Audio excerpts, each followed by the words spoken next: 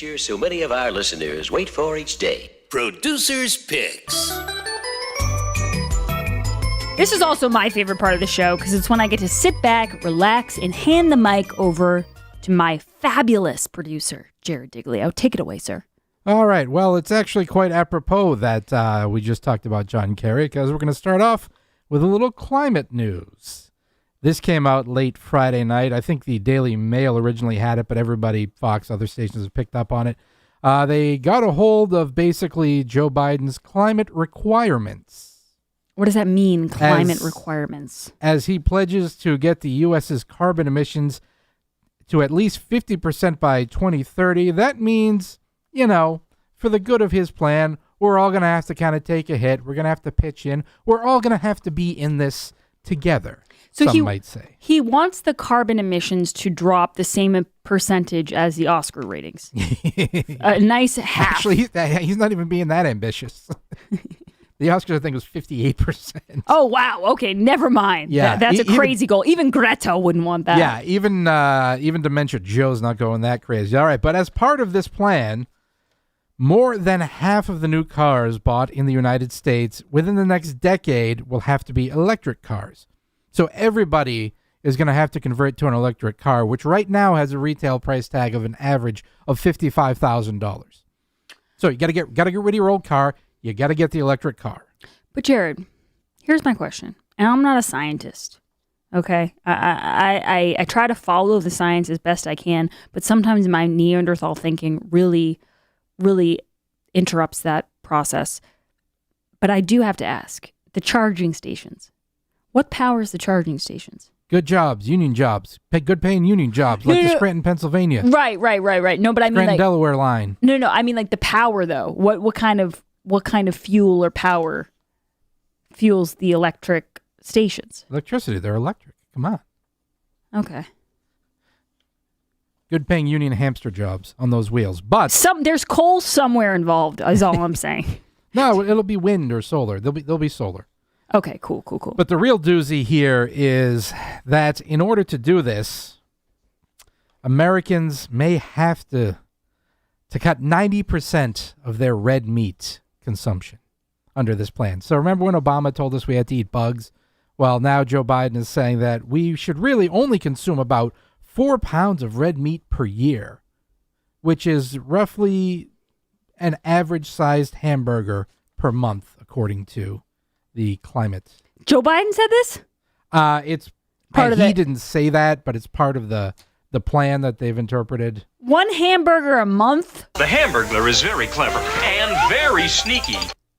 Yes. I had a hamburger on Wednesday night and on Friday night. And then last night I had pepperoni, so technically not a hamburger, but 1 a month? I guess you just want to watch the world burn, Grace. I don't know what to tell you. Yes, 1 average size hamburger a month, and that's all. That's all the red meat. No steak, nothing. No lamb. Oh my gosh, I didn't even think about steak. We cook a lot of steak in my house.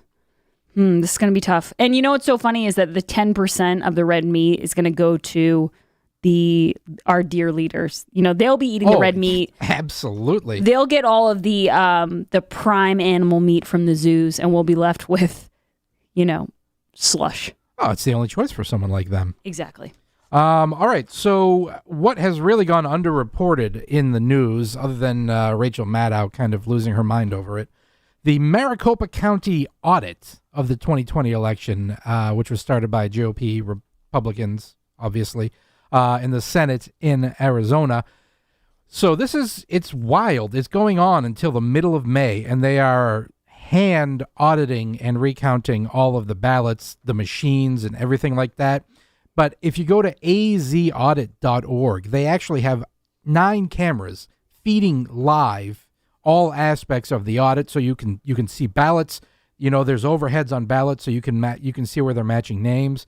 They even have a black light that they're going over the ballots with. Now, there's some confusion over what they're actually doing, whether they're looking for a certain watermark or whether they're looking for fingerprints or they're looking for creases that would be a mail-in ballot would have that a fake mail-in ballot wouldn't. But it's It's going nuts. And actually, the Arizona Democrats tried to stop this. And the judge told them, okay, well, it's going to cost you $1 million if you want to do that. So they balked at that. But a Maricopa County judge recused himself from the legal proceedings today. Judge Christopher Corey made the decision Sunday, but didn't give a reason. So there's the recount is happening, or not the recount, the audit's happening. There's judges recusing themselves. Obviously, it's not going to be enough to overturn an election. I don't want to get anybody's hopes up, but it could potentially expose lots of flaws in the voting system. So that's something to keep an eye on. Like I said, that goes to the middle of May. We'll just see where it goes. But some people have been texting in and on Facebook asking for an update. Yeah, it's good. It's good to know. It is good to follow. I mean, like you said, it's not going to be enough to overturn anything. But if maybe we can show people some of the fraud, then maybe for the next election, we can have a little bit more integrity. All right. And very quickly, Libby Emmons actually mentioned this. I don't have a name for this kid. He looks like he's maybe 13 or 14, but he's at some Vaccinate New York event, and he is singing the praises of Dr. Fauci, literally. Dr. Fauci, give us vaccines. Boom, boom, boom. Help all the people who have been quarantined. We'll wear our masks and we'll have to stay distant. We'll wash our hands and we'll be more resistant. Fauci, yes? Promise us, please. Boom, boom, boom, boom. We'll have a cure that can fight off this disease. I had to stop. Yeah, I was going to say, you cut it short. I did cut it short. Did I miss the finale? Did he really bring it home? Something, something, something, something. Can fight off this disease. Restrictions will lift with some ease. Dr. Fauci, don't forget me. Wow. That was something else. Yeah, the Dr. Fauci praise, I mentioned this earlier, but the New York Times opinion page ran a piece that was titled, "So Anthony Fauci isn't perfect. He's closer than most of us. We owe him gratitude, not grief." And here's one of the paragraphs. Shocker of shockers, Fauci isn't perfect. But he has been perfectly sincere, perfectly patient, a professional standing resolutely outside so many of the worst currents of American life. More than that, he has been essential. We owe him an immeasurable debt of gratitude, not the mind-boggling magnitude of grief that he gets. You know, I disagree, but obviously. Happy 51st birthday to our forever First Lady, Melania Trump. Oh, yes. Today. Happy birthday, Melania, the stunning and gorgeous First Lady and the brilliant and smart and charismatic. We wish you a very happy birthday. I hope she's relaxing at Mar-a-Lago, going to the... Remember when CNN reported that she goes to the spa twice a day? Well, you know what, birthday girl? 3 times today. That's what I say. All right, Jared, is that it for Producer's Picks? That is it for Producer's Picks. Alrighty, when we get back, we have Howie Carr joining us for the Carr crossover. Do not go anywhere. This is the Grace Curley Show. Follow Grace on Twitter at @G_Curley.